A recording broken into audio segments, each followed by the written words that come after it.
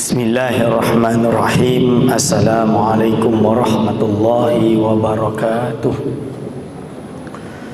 Alhamdulillahi rabbil alamin. Assalatu wassalamu ala asyrafil anbiya'i wal mursalin wa ala alihi wa ashabihi ajma'in. Wala hawla wala quwwata illa billahil aliyyil azim. Allahumma la sahla illa ma ja'altahu sahla wa anta tash'alu hazana iza syi'ta sahla. Rabbi syrah li sadri wa yassir li amri wahlul 'uqdatam min lisani yafqahu qawli, amma ba'du. Pada yang terhormat pengurusi Masjid Putra Heights yang saya kasihi, kepada segenap asatizah, para alim ulama, para imam, para masyayikh di masjid yang mulia ini, wabil khusus kepada segenap hadirin wal hadirat hafizakumullah. Alhamdulillah, syukur kepada Allah SWT kerana pada pagi 1 Rajab ini kita dapat berjamaah solat subuh dengan harapan segala doa yang kita panjatkan pada malam tadi dikabulkan oleh Allah Subhanahu wa taala. Selawat dan salam dicurahkan kepada junjungan besar baginda Nabi Muhammad sallallahu alaihi wasallam kerana syafaat uzma baginda kita semua berharap di akhirat kelak. Hadirin wal hadirat hafizakumullah. Kita meneruskan pengajian kita tentang 40 hadis peristiwa akhir zaman, tanda-tanda kiamat yang kecil. Kita masuk pada hadis yang ke-22, iaitu orang yang berpegang dengan agamanya seperti memegang bara api. An Anas radhiyallahu anhu qala Rasulullah sallallahu alaihi wasallam, ya'ti 'alan nasi zamanun sabiru fihim 'ala dinihi kal qabidhi 'alal jamri. Akhrajahu Tirmizi. Artinya daripada Anas radhiyallahu anhu berkata, Rasulullah SAW bersabda, akan datang kepada umatku suatu zaman di mana orang yang berpegang kepada agamanya laksana menggenggam bara api. Ini iaitu keterangan. Hadis ini riwayat Imam Tirmizi. Keterangan yang dimaksudkan di sini ialah zaman yang sangat menggugat iman, sehingga siapa sahaja yang hendak mengamalkan ajaran agamanya, ia terpaksa menghadapi kesulitan, kesusahan dan tantangan yang sangat hebat. Iaitu zaman pada waktu ini atau waktu yang disebutkan dalam hadis ini, seorang yang ingin memegang teguh pada imannya justru mendapat pertentangan, justru mendapat ancaman. Dan ini yang terjadi pada hari ini, tuan-tuan. Kita di Malaysia mungkin tak terasa, tapi kalau tuan-tuan pergi ke negara barat, untuk menjadi Islam sejati dituduh macam-macam. Islamfobia itu satu hal, LGBTQ satu hal, nak amalkan kita punya ibadat pun kadang susah, tuan-tuan.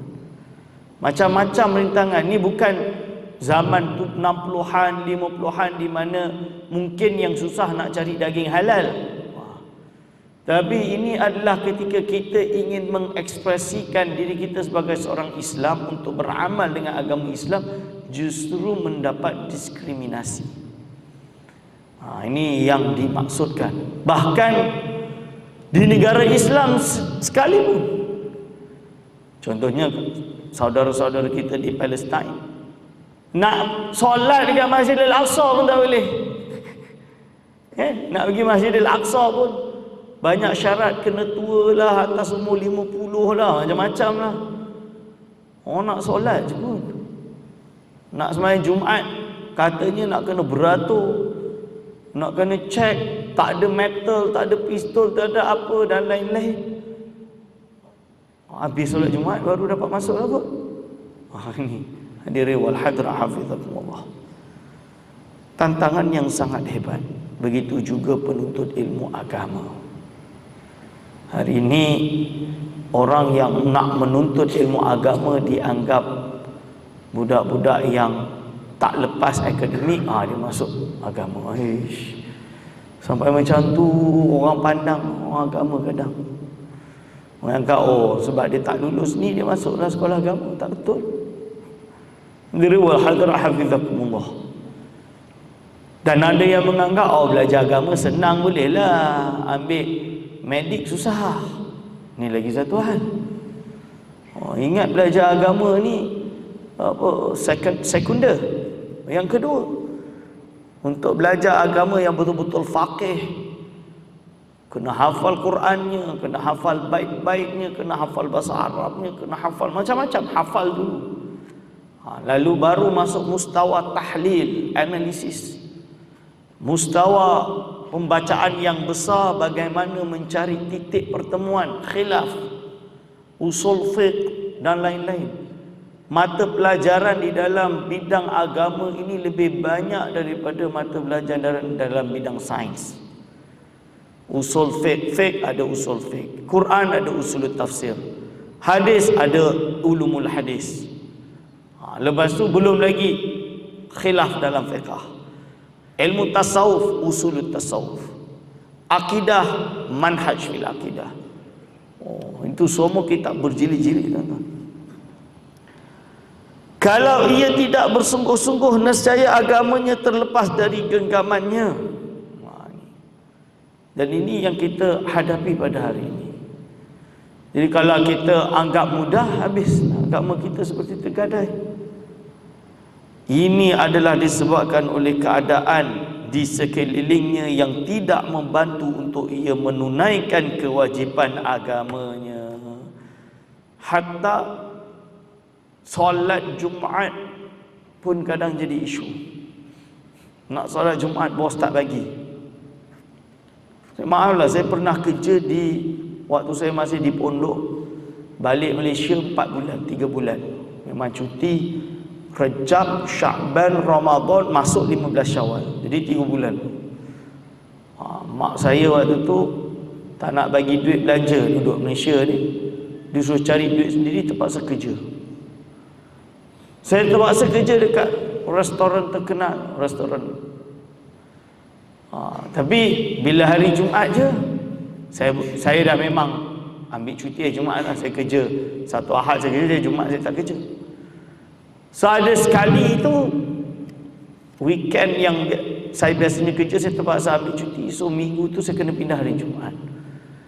Tapi time allocation dia saya masuk pukul 10, balik pukul 5 ke pukul 6, saya tak ingat. So saya kata, saya ingat okey lah, sebab nanti waktu solat Jumaat saya boleh keluar lah, hak saya untuk solat Jumaat. Umumnya dia tak bagi. Saya kata, kenapa bagi macam ni? Kalau tahu tadi bagilah ya, lepas solat Jumaat sampai malam. Tak minta, dia kata. So dia kata, jadi kalau orang kerja time waktu solat Jumaat tak boleh pergi lah. Dah kalau pergi siapa nak jaga? Saya kata macam mana budak Melayu yang jadi delivery tu? Itulah susah lah, nanti tak ada orang jadi delivery. Dia kata kalau solat Jumaat. Boleh pula. Saya marah lah kata tu. Mana boleh macam ni? Ini boleh report. Hak asasi umat Islam untuk solat Jumaat. Jadi dia dah bagi facility untuk budak Melayu yang jadi rider semua tak boleh solat Jumaat. Nanti okey sebab orang Melayu kena solat Jumaat, orang Muslim kena solat Jumaat. Lebih baik bagi kepada yang bukan Islam kerja-kerja ni. Dia orang tak ada solat Jumaat, tak banyak kerenah. Discriminate. Tapi tidak ada orang hadirin. And that happened in this country. That happened in this country, Malaysia. Tapi of course itu tahun 2002. 1999, tahun 2000. Tahun 2000 lah. Itu tahun berlaku pada tahun tersebut. Atau 2001 waktu saya dulu. Tak tahu sekarang apakah ada perubahan atau tidak, wallahu alam. But ini contoh yang dimasukkan dalam hadis ini. Solat Jumaat. Hadirin wal hadirat afizakallah, dalam Quran keharaman jual beli pada waktu khatib berkhutbah. Itu tidak hanya berlaku di dalam masjid dan perkarangan masjid. Itu berlaku di luar sana juga bagi lelaki. Of course kalau perempuan tak ada masalah. Bagi lelaki Muslim haram. Saya tak tahu di masjid ni, tapi ada di masjid-masjid di Kuala Lumpur Waktu solat Jumaat bila dah azan, khatib naik, kedai masih orang masih jual, masih makan. Kan? Oh, pekerja-pekerja dari syarikat-syarikat datang makan lunch. Dah khatib dah khutbah dah ni. Dia masih makan. Khatib dah habis dia terus solat. Ini haram. Haram, tak boleh. Dalam Quran sebut, Quran yang sebut. Dilarang ni, ditegah. Jual beli ditegah tuan-tuan. But still happen. Maka sepatutnya benda-benda macam ni lah penguat kuasa agama kena ambil tindakan. Sebab tidak boleh. Saya tak kata mungkin ada kedai kat sana buka, tapi yang jaga perempuan. Kedai kapet ke kedai apakah itu, yang jaga perempuan tak ada masalah. Itu bukan yang saya isukan. Tapi yang saya maksud ni apabila ada Melayu Muslim, bukan Melayu lah, Muslim mukallaf lelaki waktu khutbah Jumaat masih berdagang. Waktu khutbah, kalau masih baru azan tu belum lagi. Kan? Ada yang kata tahu ustaz, dah azan, sebab dalam Quran dah azan. Kan dipanggil. Ni macam-macam. So hadirin wal hadirat hafizakumullah. Patutnya bila dah azan stop semua dan pergi untuk jual, untuk solat, untuk bersiap dengan khutbah dan solat Jumaat. Lalu dia kata ini adalah disebabkan oleh keadaan. Bahkan apa yang ada di sekelilingnya mendorong untuk membuat kemaksiatan dan perkara-perkara yang dapat meruntuhkan akidah, dan perkara-perkara yang dapat meruntuhkan akidah dan keimanan, atau paling kurang menyebabkan kefasikan. Ini juga bermaksud bahawa orang Islam terjepit dalam melaksanakan tuntutan agamanya, di samping tidak mendapatkan kemudahan yang sewajarnya. Hadis ke-23 tuan-tuan. Pengkhianat dikatakan jujur dan yang jujur dikatakan pengkhianat. Terbalik.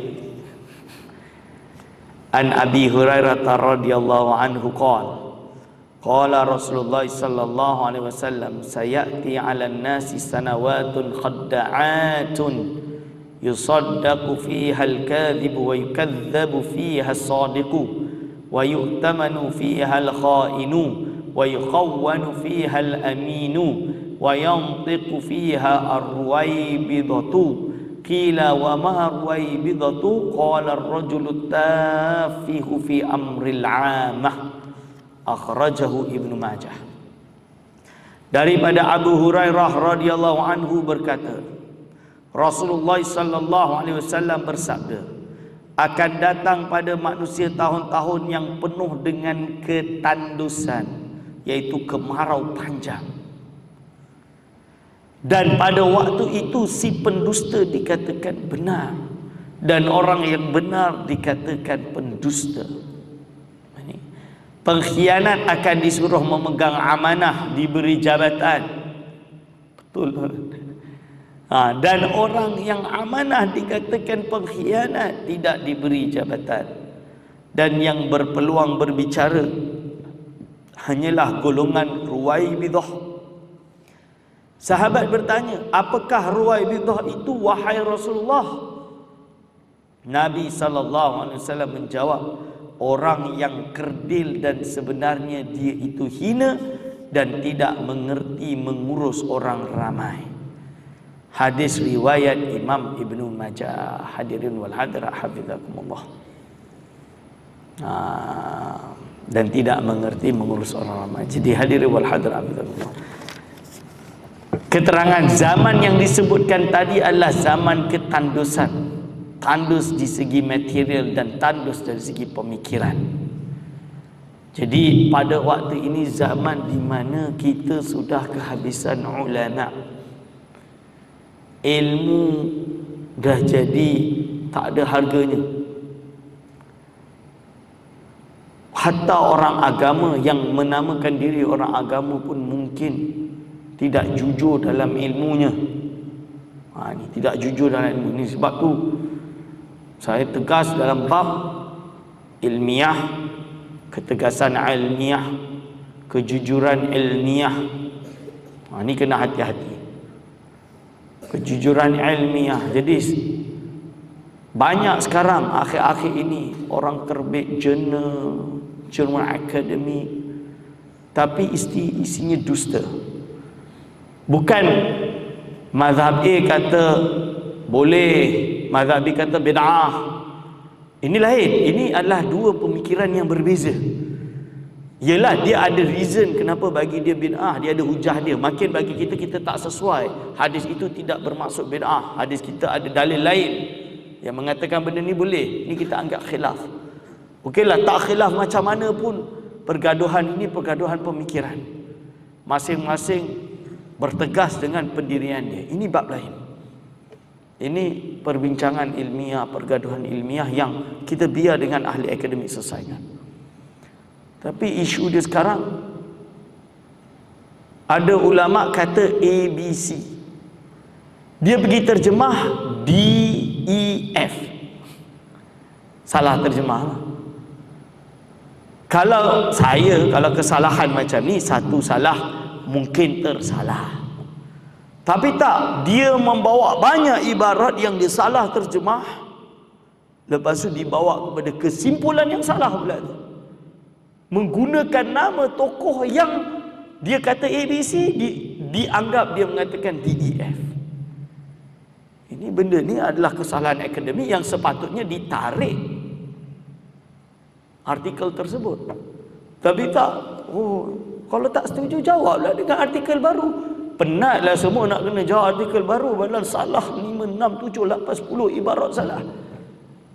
Perlulah kena tarik je lah, tak perlu nak kena jawab dengan artikel yang baru. Benda-benda macam ni jadi susah.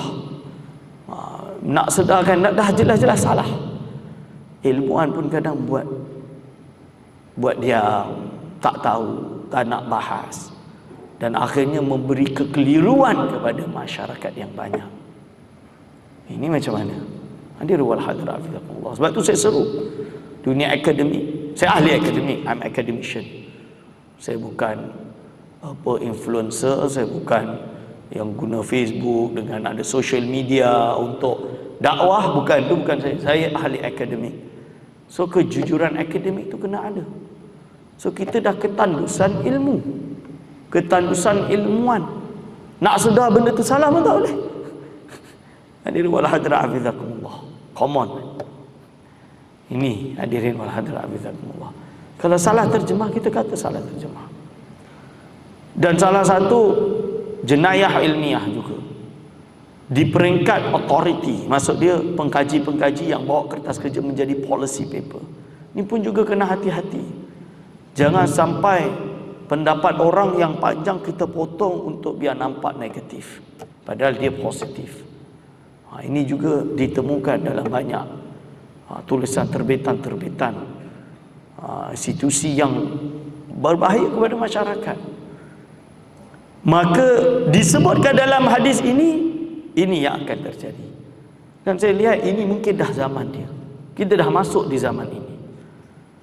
Orang yang benar akan diketepikan, dan orang yang khianat serta fasik akan disanjung dan dibesar-besarkan. That's true. Orang yang benar, ulama yang rasikh, dihina, di macam-macam lah. Tapi orang yang tak betul, justru yang mendapat jawatan, justru yang dianggap sebagai yang benar dan lain-lain. Hadirin wal hadirat hafizakumullah, bahaya. Ini sangat bahaya. Orang-orang yang benar tidak diberikan peluang untuk bercakap dan disekat dari menjadi pemimpin. Sedangkan orang yang khianat diberi peluang menjadi pemimpin dan diberikan kesempatan seluas-luasnya untuk bercakap apa sahaja yang mahu dikatakannya. Sebab itu sekarang dia ada cara baru. Kadang-kadang orang yang juhalak juga, yang tidak mumpuni di dalam akademiknya, di dalam kemampuan keilmuannya. Ada celah-celah buat master, buat PhD, dapat PhD dalam keadaan yang tidak sepatutnya. Lalu kerana ada PhD dia dikatakan ulama, dikatakan seorang tokoh, seorang ilmuwan, dan mendapat jawatan. Dan tuan guru di pondok-pondok yang alim-alim ni, yang hafal Quran, hafal matan, hafal apa, sudah dianggap kadar luasa, ditendang, tidak dihormati, dan lain-lain. Ini yang perlu kita waspada. Ini hadirin wal hadirat hafizakumullah. Padahal mereka hanyalah peribadi-peribadi yang hina, yang berlumuran dengan dosa dan maksiat, dan sebenarnya tidak tahu bagaimana untuk menyelesaikan masalah-masalah yang sedang dihadapi oleh masyarakat. Hadis ke-24, hadirin wal hadirat hafizakumullah. Peperangan demi perperangan. Hadis ini menerangkan tentang peperangan demi peperangan. An Abi Hurairah radhiyallahu anhu anna Rasulullah sallallahu alaihi wasallam qala la taqumus sa'atu hatta yafidhal malu wa tadhharal fitanu wa yakthurul harju. Qalu wa ma al harju ya Rasulullah? Qala al qatlu salasan. Rawahu Ibnu Majah. Artinya daripada Abu Hurairah radhiyallahu anhu berkata, Rasulullah sallallahu alaihi wasallam bersabda, hari kiamat tidak akan terjadi sehingga harta benda melimpah ruah dan timbul fitnah, ujian kepada keimanan, dan banyak terjadi al-haraj. Al-haraj. Sahabat bertanya, apakah al-haraj itu wahai Rasulullah SAW? Nabi menjawab, peperangan demi peperangan demi peperangan. Ini peperangan yang banyak. Sekarang perang Ukraine, perang Palestin, bukan perang, genocide di Gaza, genocide. Tapi itu, ini zaman dah genocide pun dia kata bukan genocide. And the genocide doesn't happen only within 4, 5 years, 6 years. Kalau orang Yahudi marah kerana Holocaust yang dibuat oleh Hitler, dianggap bukan hanya sekadar genocide, worse than genocide, never again kononnya.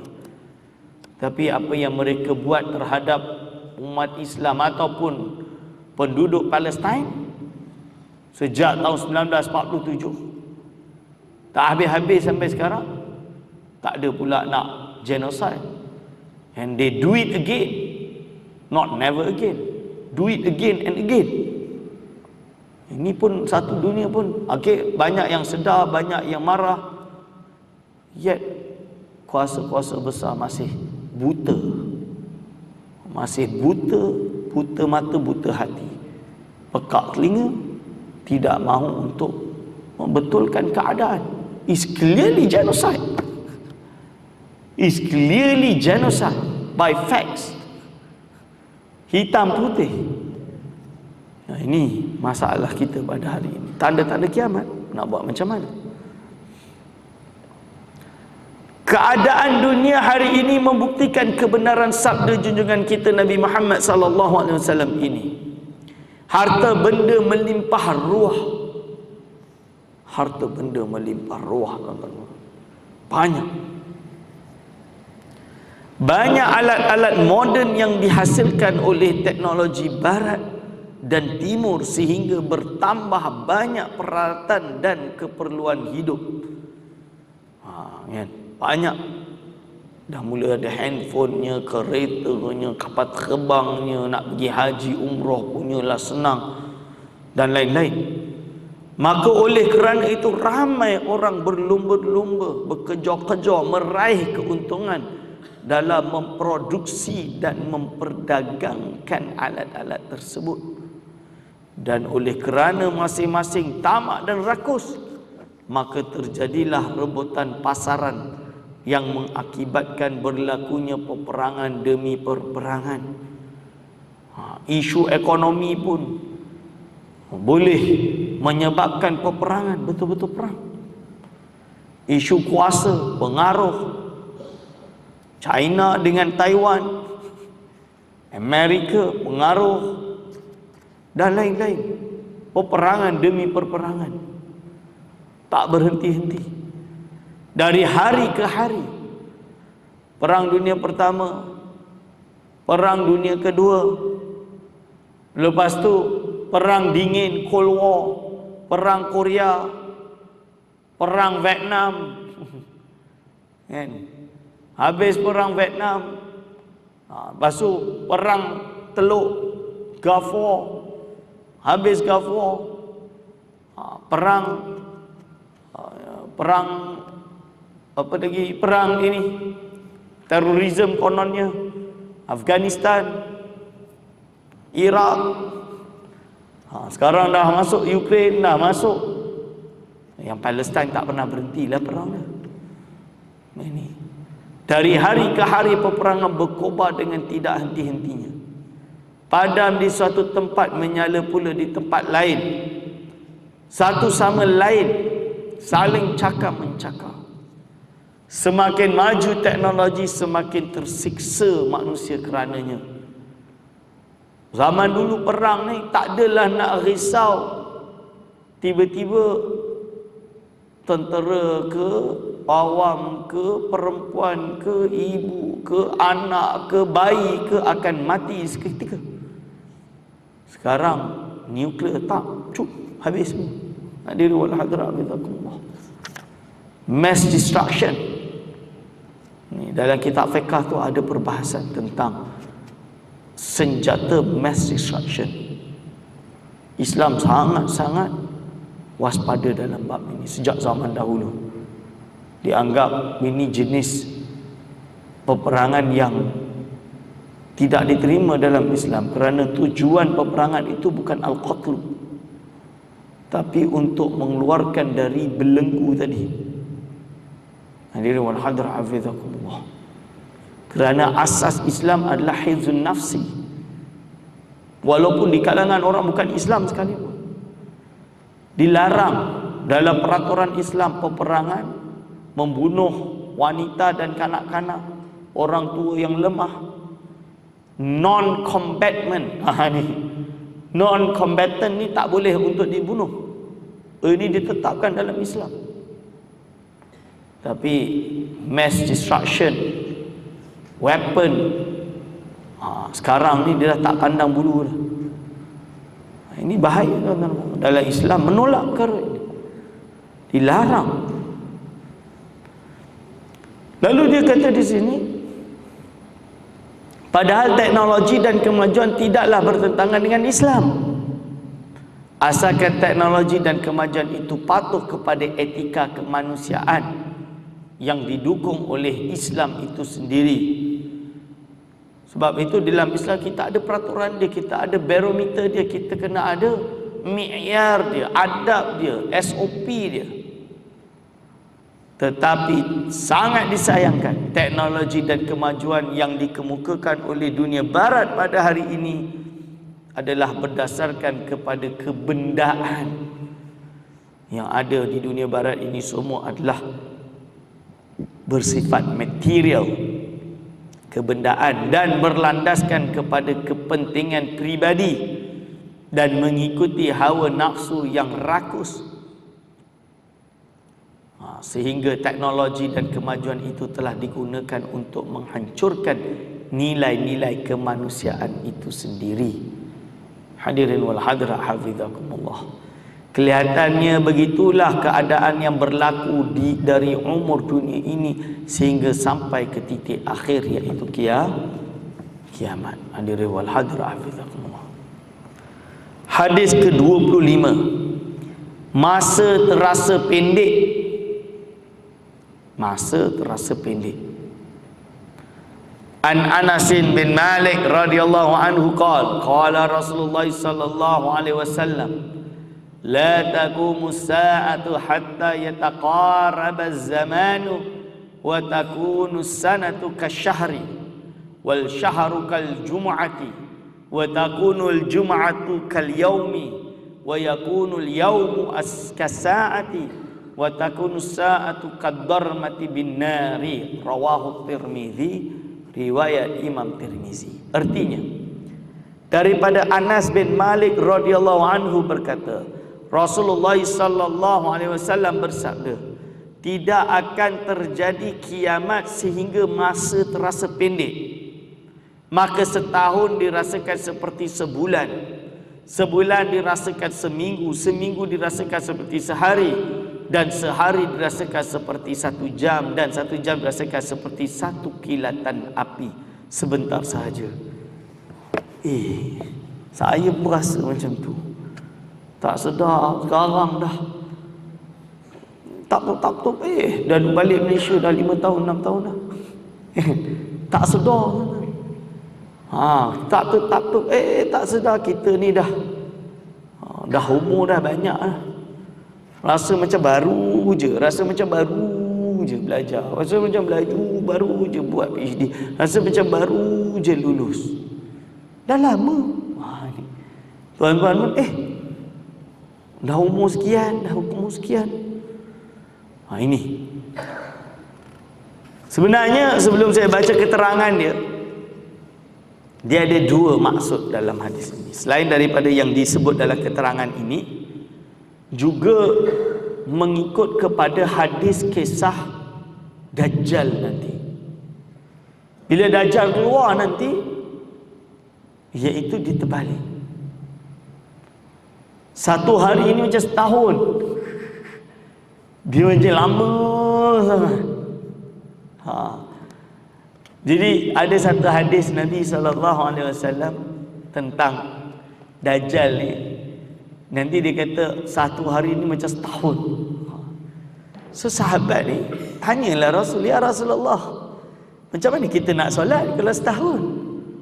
Mana nak kumpulkan solat banyak setahun dalam masa 1 jam? Ini contoh dia. Sejak sehari nak buat. Rasulullah SAW bersabda, engkau solat seperti apa ada dia.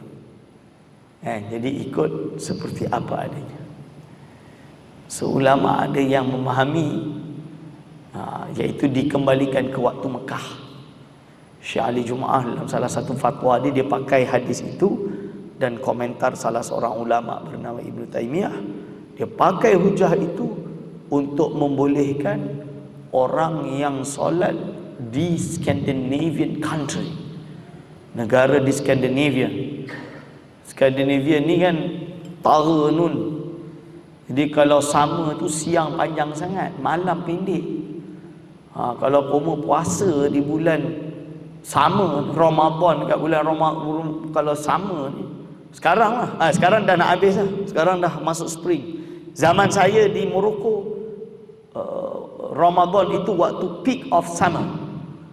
Waktu itu banyaklah orang Morocco yang duduk di Iceland, duduk di Scandinavian, di Sweden, di Denmark, di Finland atas tu. Kalau Ramadan, kalau bulan sama je dia balik duduk Morocco, dia tak nak puasa kat sana. Saya tanya kenapa? Malam hanya 1 jam. Nak buka puasanya, nak solat maghrib, solat isyak, tarawih, tahajud, buka puasa dan sahur, minum air. Lepas tu siang, subuh siang terang lama. So saya tanya, sebab tu dia balik. Tapi Syekh Ali Jumaah dia keluarkan fatwa. Dia kata dalam kes macam ni, kalau pengikut hadis itu ikut timing Mekah. Jadi seperti biasanya, seperti adanya, seperti like a normal situation. Itu ijtihad Syekh Ali Jumaah. Dia pakai hadis Dajjal tadi. Jadi nak kabarkan hadis ini adalah kontra daripada kisah Dajjal tadi. Di mana waktu sangat lama. Ini setahun waktu Dajjal tersebut. Tapi tanda kiamat dia jadi pendek. Sekarang bukan Dajjal ni tanda kiamat. Ya, Tapi dia belum lagi nak kiamat, sebab lepas tu dia akan jadi aman damai waktu yang 40 tahun atau 50 tahun atau lebih. Barulah nanti umat-umat Islam, orang-orang Islam yang mukmin, yang soleh, satu demi satu akan meninggal, sehingga kan yang sisa hanya orang-orang yang rusak. Hadirin wal hadirat hafizakumullah. Lalu disebut keterangan masa akan terasa berlalu begitu cepat sekali. Tapi sekarang ni kita dah rasa dah masa begitu cepat sekali. Belum sempat kita berbuat apa-apa, tiba-tiba masa sudah terlewat, sehingga banyak urusan yang belum dapat diselesaikan. Kita seakan-akan sibuk, tetapi kita tidak faham apa yang sedang kita sibukkan. Kita diburu masa dan ia berlalu dengan cepat sekali, sehingga tidak ada urusan yang dapat kita selesaikan. Inilah yang dimaksudkan dengan pendeknya masa. Hadirin wal hadirat hafizakumullah. Pendeknya masa. Menurut Imam Al-Karmani radhiyallahu anhu, yang dimaksudkan dengan pendeknya masa itu ialah dicabut keberkatan daripadanya. Bila tak ada keberkatan tu, belajar lama-lama tak pandai-pandai juga, tak berkat. Kalau pandai, cerdik, banyak ilmu, tapi ilmu tak berkat ni, tak ada orang datang nak ambil ilmu dari dia. Kan, hadirin wal hadirat hafizakumullah. Jadi ini fakta. Ada orang-orang yang alim, bukan tak alim, hebat, menulis kitab hebat, tapi kitab dia ulama tak baca, tak refer, atau ulama bengih, dia tak nak, dia tolak, sebab tidak berkat. Orang yang ulama yang ada zaman dulu yang banyak mengkafirkan ulama lain, mengata ulama lain. Itu yang seperti Imam Az-Zahabi, dia karang kitab, dia kata apa? Dia nasihatkan luhumul ulama masmumah. Jangan buat macam ni, bahaya, akan menyebabkan ilmu itu tidak berkat. Hadirin wal hadirat hafizakumullah. Memang benar apa yang dikatakan oleh Imam Al-Karmi tersebut. Dahulu kita merasakan dalam sehari banyak urusan yang dapat kita laksanakan, tetapi sekarang dalam sehari yang sama hanya sedikit urusan yang kita dapat laksanakan. Ini adalah sebagai tanda hari kiamat hampir tiba. Hadirin wal hadirat hafizakumullah. InsyaAllah hadis yang terakhir, hadis ke-26. Munculnya tambang bumi. Munculnya tambang bumi.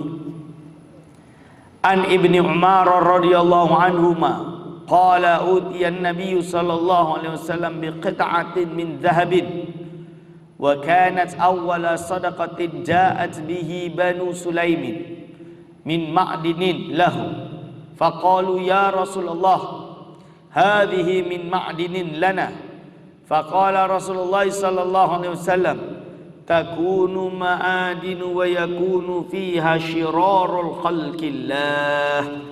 Rawahul Baihaqi fi Dalailin Nubuwah. Riwayat Imam Baihaqi dalam kitab Dalailun Nubuwah. Imam Baihaqi kita ada kitab nama dia Dalailun Nubuwah. Kitab tu menerangkan hadis-hadis Nabi, riwayat, athar, hikayat, menunjukkan kenabian Nabi Muhammad sallallahu alaihi wasallam. Artinya daripada Ibnu Umar radhiyallahu anhuma, ia berkata, pada suatu ketika dibawa ke hadapan Rasulullah sallallahu alaihi wasallam sepotong emas. Jadi bawa kepada Rasulullah SAW sepotong emas. Emas itu adalah emas zakat yang pertama sekali dibawa oleh Bani Sulaim dari pertambangan mereka. Maka sahabat berkata, hai Rasulullah, emas ini adalah hasil dari tambang kita. Lalu Nabi SAW menjawab, nanti akan mendapati banyak tambang-tambang dan yang akan menguasainya lah adalah orang-orang yang jahat. Hari ini tambang-tambang ni banyak kan. Hari ini muncul di sana di sini, investor dia semua Amerika lah, Orang ni dan lain-lain. Yahudi, dia orang yang menjadi penambang-penambang ni. Kita ni tukang bekerja je. Dia ambil kekayaan kita. Di Indonesia ni ada satu tambang emas terbesar dunia. Indonesia, nama dia Freeport, di Irian Jaya. Tambang emas, satu gunung besar tu dah katuk habis masuk ke dalam sini dah. Tak habis lagi ni, masih banyak lagi emas. Tapi mana pergi kekayaan tersebut? Dah dibawa solat oleh Freeport. Ini semua bukan umat Islam yang pegang. Company itu bukan umat Islam, tuan-tuan. Amerika punya company. Hadirin wal hadirat, ini keterangan tepat sekali apa yang telah disabdakan oleh Rasulullah sallallahu alaihi wasallam sejak 15 abad yang lalu. Hari ini dunia Islam sangat kaya dengan tambang bumi. Sangat, seperti emas, perak, timah, minyak, arang batu dan lain-lain. Tetapi kebanyakannya yang mengurus dan yang menguasainya adalah orang-orang yang jahat atau orang-orang yang bukan Islam. Ini adalah satu keadaan yang sangat jelas di mata kita dan merupakan satu di antara tanda dekatnya hari kiamat. Tanda-tanda hari kiamat, di mana tambang-tambang itu dikuasai oleh orang-orang yang bukan Islam dan orang-orang yang bukanlah yang mengikut ajaran Nabi Muhammad sallallahu alaihi wasallam.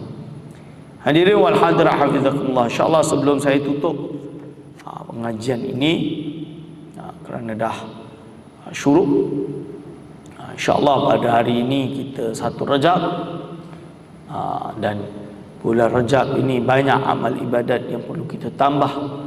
Cuma dah terlepas malam tadi, Al-Imam Asy-Syafi'i rahimahullah ta'ala, dia berkata di dalam kitab Al-Umnya, Imam Syafi'i ni, dia kata dalam Al-Um ada 5 malam yang mustajab. Salah satu dia adalah awal malam pertama, Lailatul Awal min Rajab, malam pertama di bulan Rajab. Okey, kalau tuan-tuan dan puan-puan semua tahajud semalam dan juga memohon, berdoa hajat untuk ditunaikan, qabul insya-Allah, itu adalah insya-Allah qabul. Kita doakan semuanya supaya makbul. Yang mungkin terlepas, ingat Rajab baru masuk.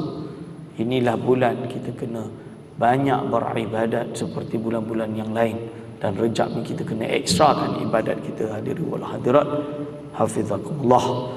Dan insya-Allah Ramadan pun dah dekat. 3 bulan yang Rajab, Syakban, Ramadan. Inilah waktunya kita berebut-rebut untuk beramal, meraih keuntungan untuk beramal. Semoga ia menjadi bulan-bulan yang menjadi asbab kepada keistiqomahan kita di dalam agama yang mulia ini. InsyaAllah saya minta maaf segala salah silap. Aqulu qauli hadza astaghfirullah li wa lakum. Wassalamualaikum warahmatullahi wabarakatuh.